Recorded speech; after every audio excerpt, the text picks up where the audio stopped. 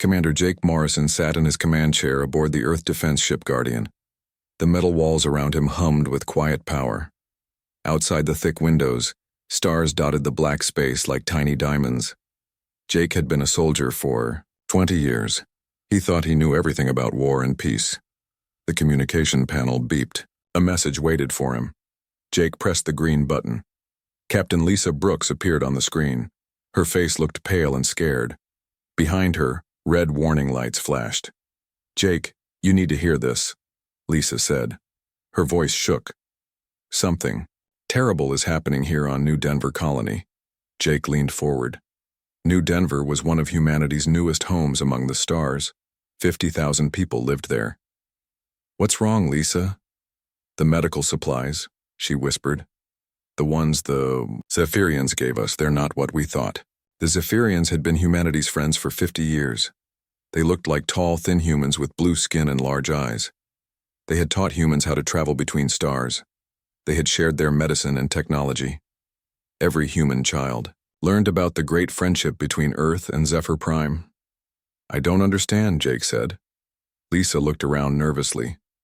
Dr. Amanda Foster found something in the vaccines. Tiny machines, smaller than anything we can see without special tools. They're inside every human who took the medicine. Jake's blood turned cold. Almost every human in the galaxy had taken Zephyrian medicine at some point. What do these machines do? They make us sick. Slowly. Over many years. They attack our bodies from the inside. Amanda thinks they want to kill us all but make it look like natural death. The screen flickered. Lisa looked behind her with fear. "They know I found out. Zephyrian ships are coming to New Denver. They want to make sure no one talks." Jake stood up fast. His chair rolled backward. "Lisa, get your people out of there, right now." "I'm trying." "But Jake, there's more. We found their real communication records. They've been selling human information to other alien races. Our genetic codes, our technology designs, our military secrets. They think we're good for only one thing." "What thing?" "Slaves. They think humans make the best workers in the galaxy. We can solve problems better than most aliens. We can survive in places that kill other species. They want to keep some of us alive to work for them." Jake felt anger burn in his chest. "How long has this been going on?" "The records go back decades, maybe since first contact. Jake, they never saw us as friends. We were always just cattle to them." The communication started breaking up. Static filled the sound. "Lisa, can you hear me?" "Barely. I'm sending you all the evidence, everything Amanda found, everything we discovered in their files. You have to warn Earth. You have to warn everyone." Jake's computer beeped as files transferred from Lisa's ship. Thousands of documents. Medical. Reports. Secret messages between alien species. Plans for something called Phase 3.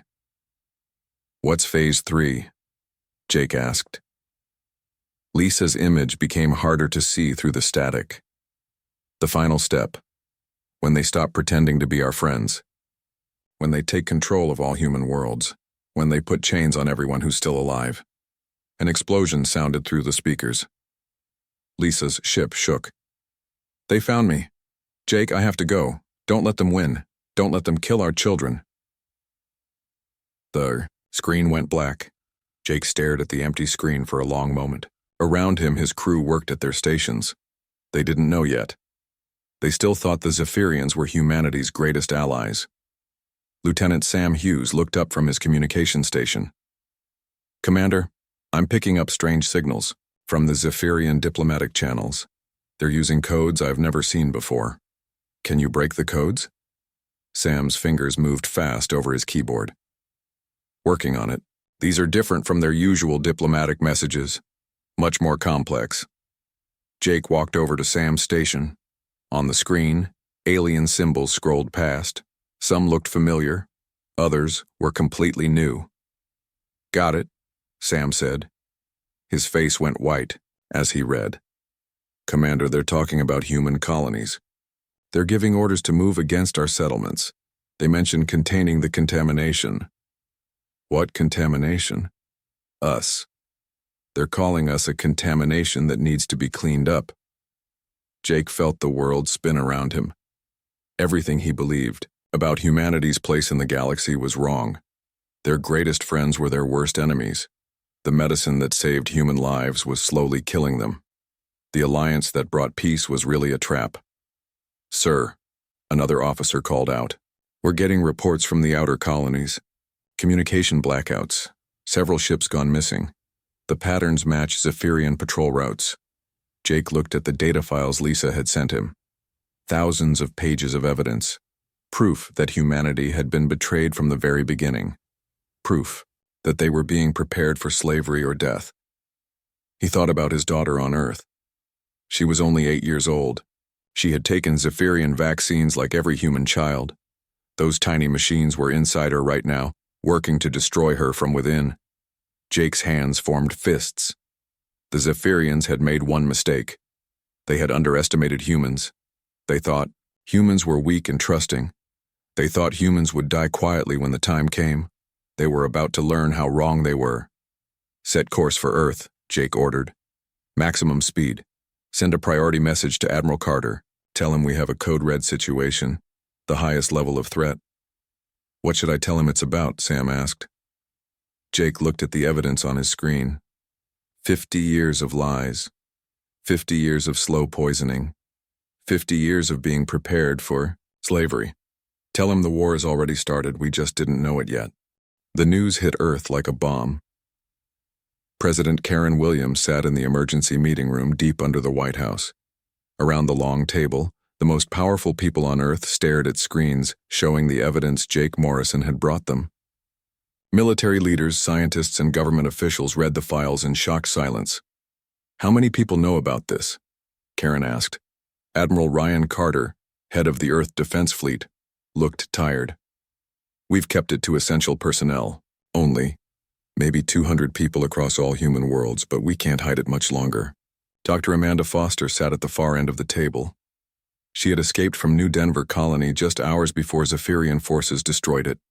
Her clothes were still dirty from running through the forests to reach the rescue ship. "The nanobots are, in 95% of the human population," Amanda said. Her voice was quiet but steady. "Every major colony, every settlement, even Earth. The Zephyrians have been very thorough." General Nick Stone slammed his hand on the table. 50 years. 50 years they've been poisoning our children. How did we miss this?" "Because they're good at hiding," Amanda replied. "The nanobots work slowly. They cause diseases that look natural. Cancer, heart problems, immune system failures. No one suspected anything because people die from these things anyway." Karen felt sick.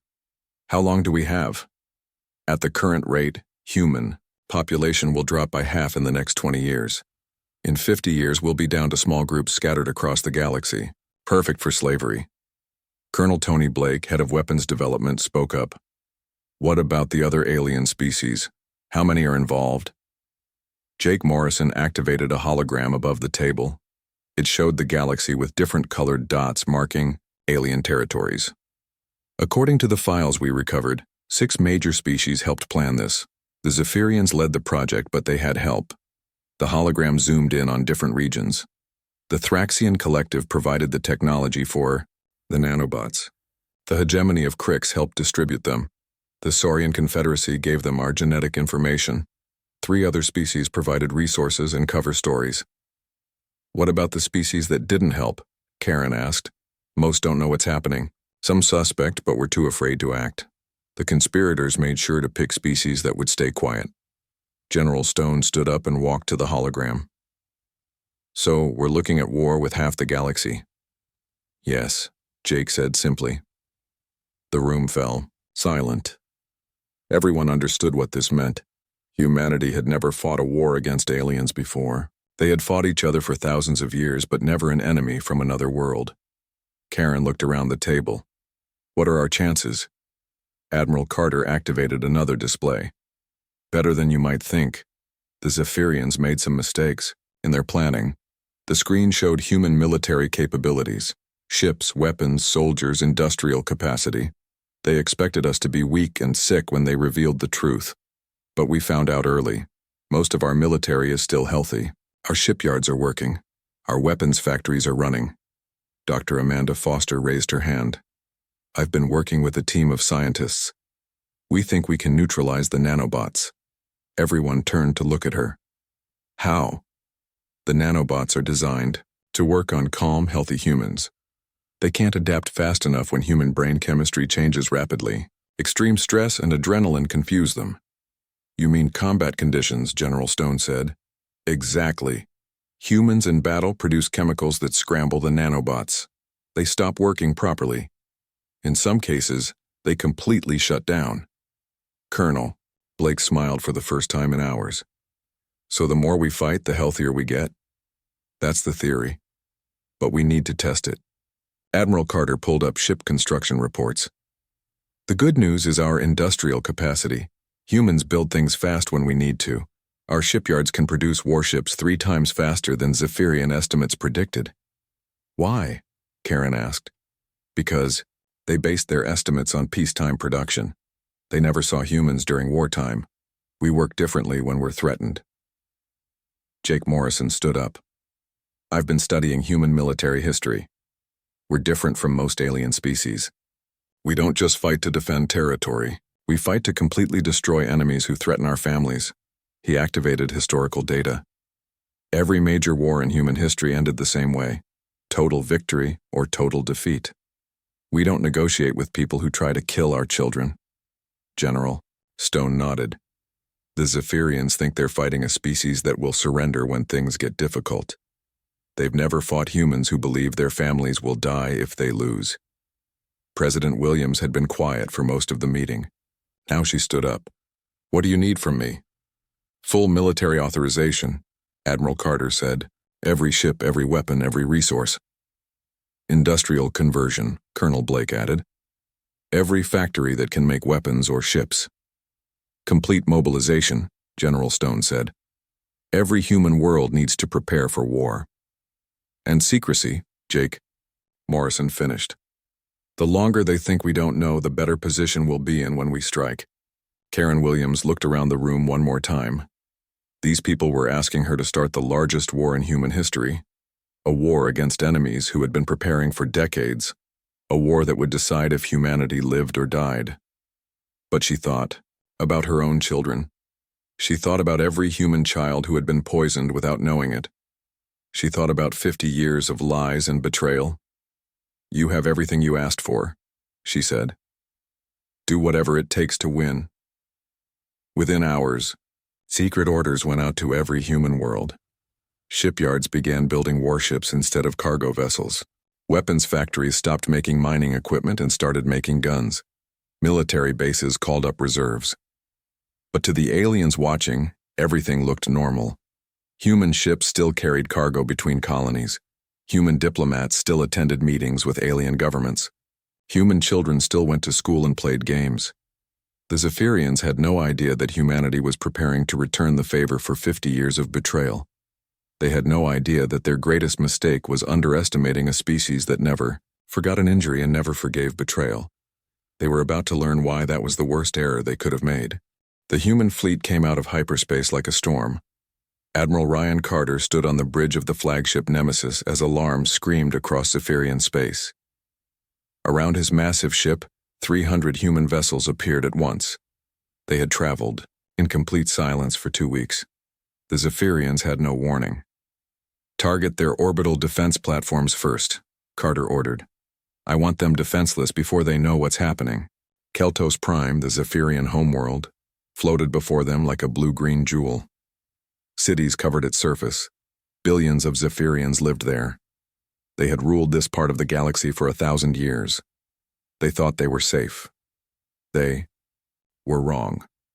Human weapons spoke with the voice of thunder. The orbital platforms that protected Keltos Prime died in seconds. Explosions lit up space like new stars. Metal debris fell toward the planet like burning rain. On the planet's surface, Zephyrian leaders scrambled to understand what was happening. They sent messages asking for negotiations. They offered to discuss terms. They promised to fix any misunderstandings. Admiral Carter read their messages and deleted them without answering. Commander Jake Morrison led the second wave of attacks. His ship, the Retribution, dove toward the planet's surface with 50 other vessels. Their target was the Zephyrian government complex where the plans against humanity had been made. "Remember," Jake told his pilots, "these buildings contain the evidence of genocide. The people inside tried to kill every human child in the galaxy. Show them the same mercy they showed our children." The human ships fell like hammers. Zephyrian fighters tried to intercept them, but human weapons tore them apart. The aliens had never faced humans in real combat. They had studied human military history, but studying war and experiencing it were different things. Staff Sergeant Lucy Chen led her Marines through the smoking ruins of the Zephyrian Senate building. Her soldiers moved fast and hard through corridors filled with alien politicians and bureaucrats. The Zephyrians begged for mercy in their musical language. "Did you show mercy to the families you poisoned?" Lucy asked each group they found. When they couldn't answer, her Marines moved on. In the deepest levels of the building, they found the real prize: computers full of information about the conspiracy, lists of human colonies marked for destruction, plans for slave camps on distant worlds, video records of meetings where alien leaders laughed about human deaths. "Upload everything," Lucy ordered her tech specialist. "I want copies sent to every human ship in the fleet." Across the galaxy, other human forces struck at the same time.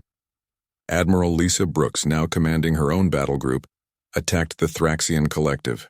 The insect-like aliens lived in huge hive cities connected by underground tunnels. They shared thoughts through chemical signals. Lisa had a special weapon for them. "Begin psychological warfare broadcast," she ordered. Human ships began transmitting signals designed to disrupt Thraxian hive minds. The aliens who had helped create the nanobots suddenly found their shared consciousness filled with human battle songs, human war cries, and human promises of revenge. The effect was devastating. Thraxian warriors stopped fighting and clutched, their heads in pain. Their coordination disappeared. Their cities fell into chaos as the hive mind fractured. "Land the Marines," Lisa commanded. "Take their manufacturing centers. I want their nanobot production facilities destroyed completely." On another front, General Nick Stone led ground forces against Saurian military bases. The reptilian aliens were known as fierce warriors. They had sold human genetic information to the highest bidders across the galaxy. "Show them what human genetics can really do," Stone told his soldiers. The Marines who landed on Saurian worlds were no longer weakened by nanobots. Dr. Amanda Foster's theory had proven correct. Combat stress and adrenaline had neutralized the tiny machines. The humans fighting this war were stronger and faster than they had been in decades. Saurian warriors, each twice the size of a human, found themselves outmatched by soldiers who moved like lightning and fought like demons. Human tactics, developed through thousands of years of warfare, proved superior to alien military doctrine designed for honor duels and territorial disputes. Colonel Tony Blake's new weapons made their debut in the battle for Crix Prime, capital of the hegemony. The bird-like aliens had provided diplomatic cover for the conspiracy. They had used their reputation as peacekeepers to hide genocide. Blake's weapon was simple, but terrifying. Nanobots designed to target specific alien genetic markers. The same technology the Zephyrians had used against humans, but improved by human engineering. Crix fleets found their crews collapsing at their stations as human nanobots shut down their nervous systems. Their ships drifted helpless in space, as human forces boarded them and took control. "Poetic justice," Blake said as he watched alien vessels being added to the human fleet. The speed of the human assault shocked the galaxy. In 3 days, the homeworlds of 4 alien species had fallen. Ancient civilizations that had lasted for millennia were burning. Their governments were destroyed, their military forces were scattered or captured, but it was the efficiency that truly terrified other aliens watching from afar. Humans didn't just defeat their enemies, they systematically dismantled everything those enemies had built. Government buildings became human command posts, military bases became human outposts. Even alien schools were converted into human training facilities.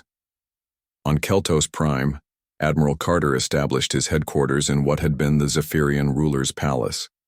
The blue-skinned aliens who had once ruled this part of space now worked as janitors and maintenance staff in their own former government buildings.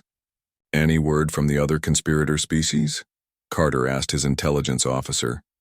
The mantid cluster is requesting negotiations. The Void Hunters have gone completely silent. Our scouts report they're abandoning their border worlds and retreating to their core systems. Carter nodded. Smart, but not smart enough. He looked out the palace windows at the Zephyrian city below. Human transports were landing in the streets. Human soldiers walked where alien officials once strutted. Human flags flew from buildings that had housed the planners of genocide. A message came in from Earth. President Williams appeared on his screen. Admiral, how are our forces holding up? Better than expected, Madam President. Combat is actually making our people healthier as the nanobots shut down. Morale is excellent. The troops understand what they're fighting for. Any requests for surrender from the remaining conspirators? Carter smiled coldly. Several. I've been ignoring them. Good. They had 50 years to show mercy to our children. It's too late for mercy now. The transmission ended. Carter turned back to his planning screens. 3 alien homeworlds conquered. 3 more to go. Then they would deal with any species that tried to interfere. The galaxy had made the mistake of thinking humans were weak and forgiving. They had tried to kill humanity slowly and quietly. Now they were learning what humans looked like when they stopped being nice. And the galaxy trembled. 2 years had passed since the discovery of the conspiracy.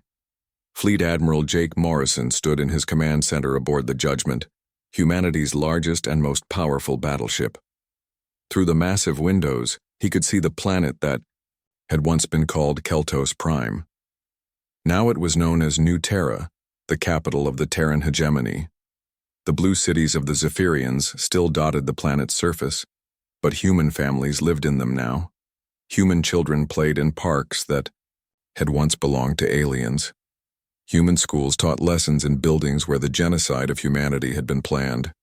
Admiral, his communications officer called out, we're receiving a petition from the Remnant Coalition. They're requesting permission to establish a trade route through the Orion sector. Jake reviewed the request on his personal screen. The Remnant Coalition was a group of minor alien species that had survived humanity's war by completely surrendering when the fighting started. They now existed only because humans allowed it. Approved, Jake said. But remind them of the conditions. No military vessels. All cargo subject to human inspection. Any sign of weapons development and the trade route closes permanently. Yes, sir. This was how the galaxy worked now. Alien species asked humans for permission to travel, to trade, to exist. Some humans found it disturbing. Jake found it necessary. Captain Lisa Brooks entered the command center carrying a datapad. She had been promoted to head of Galactic Security, responsible for making sure no alien species ever again posed a threat to humanity. Status report, Jake said. The former Thraxian territories are fully integrated, Lisa reported. We've completed the conversion of their manufacturing facilities. They're now producing human equipment exclusively. Jake nodded. The insect-like aliens had been broken up into individual colonies with no ability to communicate with each other.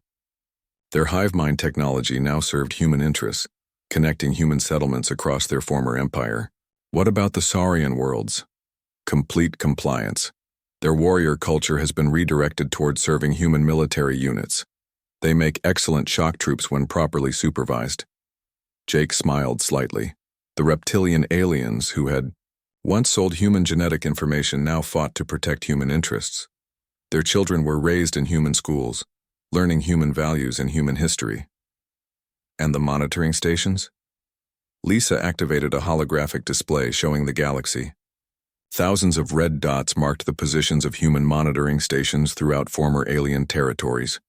Every major star system has a human presence. We maintain constant surveillance of all alien communications. Any sign of conspiracy or rebellion is detected immediately. Dr. Amanda Foster joined them, carrying her daily medical reports. She now headed the Department of Galactic Health, ensuring that no alien species could ever again threaten human biology. How are the nanobots cleanup programs going? Jake asked. Nearly complete, Amanda replied. We've neutralized the alien nanobots in 98% of the human population. The remaining 2% should be clear within 6 months. Any side effects? Actually, the opposite. Humans are healthier now than we've been in decades. Without the alien nanobots suppressing our immune systems, we're seeing improvements in everything from strength to intelligence to lifespan. Jake found that fitting. The aliens had tried to make humanity weak. Instead, they had revealed just how strong humans could be when they stopped being held back. What about alien research into human biology? Amanda's expression hardened. Completely. Shut down. We've destroyed every alien laboratory that was studying human genetics. All alien scientists who worked on those projects are now working for us, developing improvements to human capabilities. General Nick Stone arrived for the daily strategy meeting. He oversaw the integration of useful alien technologies into human civilization, while ensuring that dangerous technologies remained under human control. Any developments I should know about? Jake asked. The former Crix territories are adapting well to human administration, Stone reported. Their diplomatic networks are now used exclusively for human intelligence gathering. We know what every surviving alien government is thinking before they do. Jake reviewed the day's reports. Alien worlds produced food for human colonies. Alien factories built ships for the human fleet. Alien scientists developed technologies to make human life better and longer. Any request for independence? A few. The Aquatic Dominion has petitioned for self-governance of their water worlds. I recommended denial. Correct. Independence is what allowed them to conspire against us in the first place. They lost that privilege when they chose genocide. President Karen Williams appeared on the main communication screen for their weekly briefing. Behind her, Jake could see the view from her office overlooking the rebuilt Washington, D.C. The city looked more prosperous than ever, powered by resources from across the galaxy. Admiral, how are our new territories adjusting? Better than expected, Madam President. Most alien populations have accepted human rule. The few that resist are dealt with quickly. Any signs of organized resistance? None. The surviving alien. Governments are too afraid to coordinate with each other. They know we're watching their every communication. Karen smiled with satisfaction. What about the neutral species, the ones that weren't involved in the conspiracy? They're competing to prove their loyalty to humanity. Several have volunteered to provide information about potential threats. Others are offering tribute in exchange for our protection. Protection from what? From us, mostly. They're afraid we might decide they're dangerous and need to be eliminated. Karen laughed. Smart aliens. Admiral Carter joined the conversation from his post on the former Zephyrian homeworld. Madam President, we're seeing some interesting developments in alien society. Several species are modifying their cultures to be more like humans. In what way? They're adopting human values, human legal systems, human education models. They seem to believe that becoming more human-like will make us view them as less threatening. Jake found this ironic. The aliens had spent decades trying to make humans more like them through slow poisoning and cultural manipulation. Now they were desperately trying to become more like humans to avoid destruction. What about their children? Karen asked. All alien children in human-controlled territory attend human schools, General Stone reported. They learn human history, human languages, and human values. Within a generation, they'll think more like humans than like their own species. Good. We need to make sure future alien generations understand why what happened was wrong and why it can never happen again. The meeting continued with reports from across the galaxy. Human colonies thriving on worlds that had once belonged to their enemies.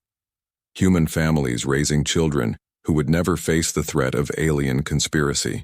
Human scientists developing technologies that would keep humanity safe for centuries to come. When the meeting ended, Jake remained on the bridge watching the planet below. Ships came and went from the orbital stations. Most were human vessels, but some carried alien crews working for human interests. Commander Ben Lewis approached with the daily intelligence summary. Admiral, we've intercepted communications from the far edge of the galaxy. Some alien species are discussing the possibility of fleeing to other galaxies entirely. Let them go, Jake said. As long as they leave and never come back, they're not our problem. Should we pursue them? Jake considered the question. Humanity now controlled most of the galaxy's resources and strategic positions. The aliens who fled would be refugees with no ability to threaten anyone. No. Let them serve as a warning to any aliens we might encounter in the future. Let them spread the story of what happens to species that betray humanity's trust. Ben smiled. The legends are already spreading, sir. Alien children across the galaxy learned stories about the humans who burned worlds and showed no mercy to those who threatened their families. Jake looked out at the stars. Somewhere out there, alien species told stories to frighten their children. Stories about humans who never forgot an injury and never forgave betrayal. Stories about the price of underestimating the species from Earth. It was better than being remembered as victims. Any word from the deep space exploration fleets? Jake asked. They found signs of several previously unknown alien civilizations. All of them have been sent the same message. Respect humanity or face the consequences. Responses? Most are offering immediate friendship and tribute. A few have gone completely silent and appear to be withdrawing from areas near human space. Jake nodded with satisfaction. The galaxy had learned its lesson. Threaten human children and entire civilizations would burn. Try to commit genocide against humanity, and your species would be erased from history. The Zephyrians and their allies had made one critical error in their planning. They had assumed that humans were like other species, willing to accept limited losses and negotiate for survival. They had never considered that humans might be the kind of species that responded to attempted genocide by conquering the galaxy. Now, human children played safely on 1,000 worlds while their parents worked to build a civilization that would last forever. The galaxy belonged to humanity, and humanity intended to keep it. The news traveled faster than human ships. Across the galaxy, alien communication networks buzzed with panic. 3 major civilizations had fallen in 1 week. The humans, once thought of as weak junior partners, had revealed themselves as something far more dangerous. Admiral Maya Torres stood on the bridge of her flagship Vengeance as her fleet approached the Crystalline Collective's territory. The living crystal beings had not been part of the original conspiracy, but they had remained silent when they learned about it. Silence, humans had decided, was the same as helping. Admiral, her communications officer called out, "We're receiving surrender messages from 17 different crystalline settlements. They're offering to provide information about other species that knew about the conspiracy." Torres studied the messages. The crystal beings were offering to betray their neighbors to save themselves. It was pathetic, but useful. Tell them their surrender is accepted, but only if they provide complete records of every species they warned about our approach. I want to know who else is preparing to fight us. The Crystalline Collective's homeworld appeared on the main screen. Instead of cities, the planet's surface was covered with vast crystal formations that served as both homes and communication networks. The crystals pulsed with different colors as the beings inside panicked. "They're broadcasting on all frequencies," the communications officer reported. "They're begging us not to attack.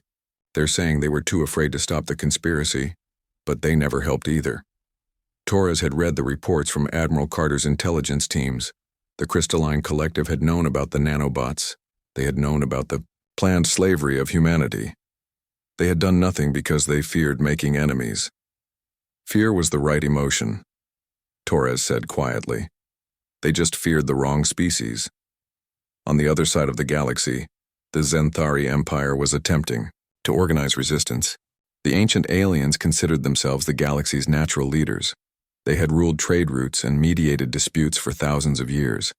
The idea that humans could challenge their authority was unthinkable. Emperor Zythkar called an emergency session of the Galactic Council. Representatives from dozens of species gathered in the Great Chamber on the neutral world of Harmony Station.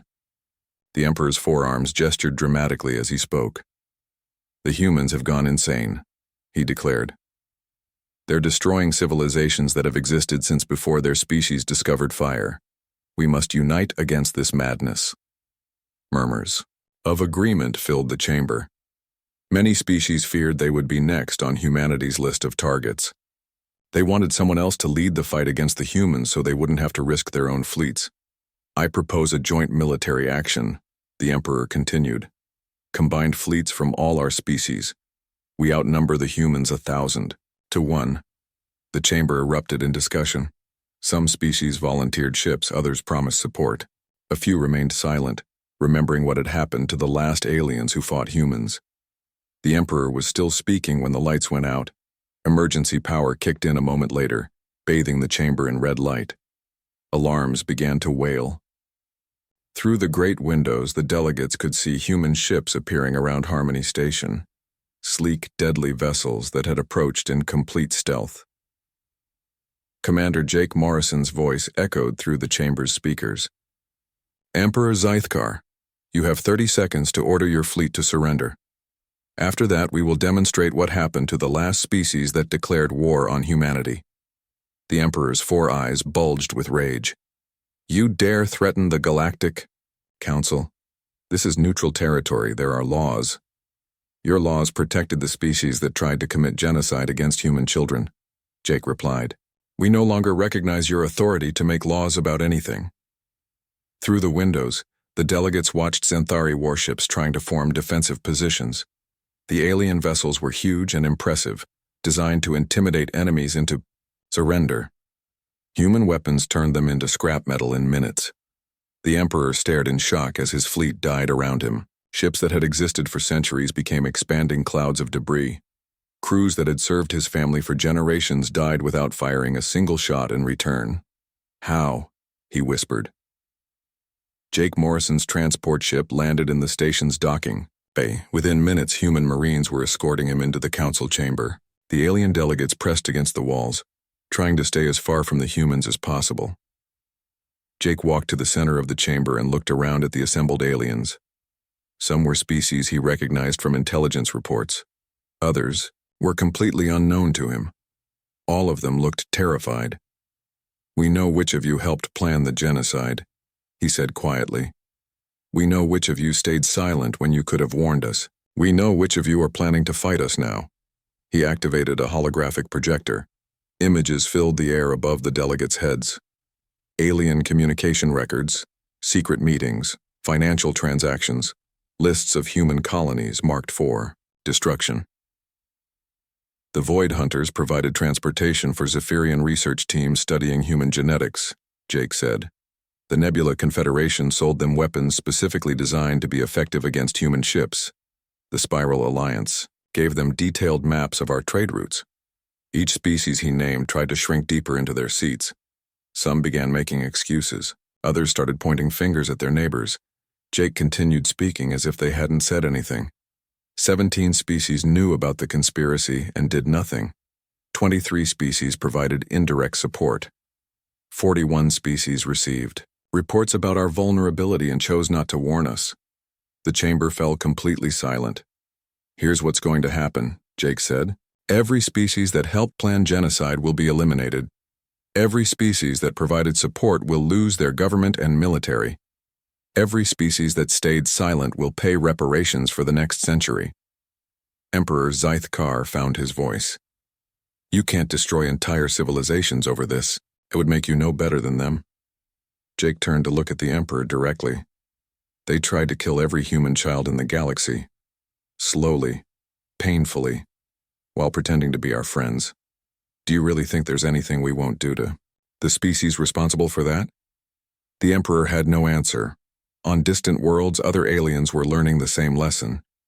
The hive mind of Kepler had tried to negotiate by offering to share their technology. Human forces responded by dismantling their communication networks and breaking their collective consciousness into isolated individuals. The gas giant nomads had attempted to hide in the deep space between stars. Human hunter-killer teams found them anyway and destroyed their mobile cities one by one. Species that had never heard of Earth a year ago now taught their children to recognize human ship designs.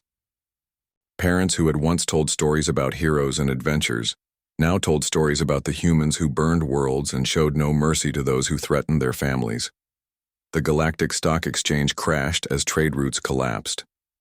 Alien corporations liquidated their assets and moved their headquarters to the far edges of known space. Tourist worlds closed their spaceports rather than risk attracting human attention. In the deepest parts of space, ancient species that had survived galactic wars, cosmic disasters, and the rise and fall of empires made a choice that shocked everyone. The crystalline collective phased out of normal space, moving their entire civilization to a parallel dimension rather than risk meeting human forces. The decision came at enormous cost, cutting them off from the galaxy forever, but they considered it better than the alternative. President Karen Williams received reports of the alien panic from her command center on Earth. Every day brought news of another species surrendering, fleeing, or begging for mercy. "Are we winning too easily?" she asked Admiral Carter during their daily briefing. Carter considered the question. The galaxy spent thousands of years believing that civilized behavior meant negotiation and compromise. They developed militaries designed for limited conflicts, with clear rules. They never prepared to fight an enemy that considers their very existence a threat to human children. And we do consider them a threat? After what they tried to do to us? Yes. Complete victory is the only option that ensures human survival. Karen looked out her window at the city below. Human children played in parks. Human families went about their daily lives. None of them knew how close they had come to slow extinction.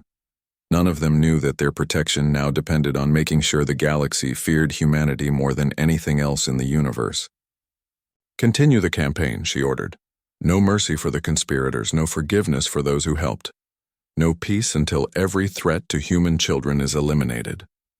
The galaxy was learning that humans had two settings: trusted friend and implacable enemy. The aliens had chosen which one they wanted to see. Now they lived with the consequences.